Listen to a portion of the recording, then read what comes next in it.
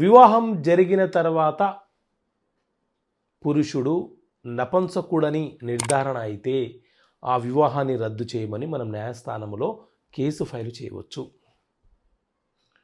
వివాహం జరిగే నాటికి అమ్మాయి గర్భవతి అని తేలిస్తే ఆ వివాహాన్ని రద్దు చేయమని చెప్పి మనం న్యాయస్థానంలో కేసు ఫైల్ చేయవచ్చు.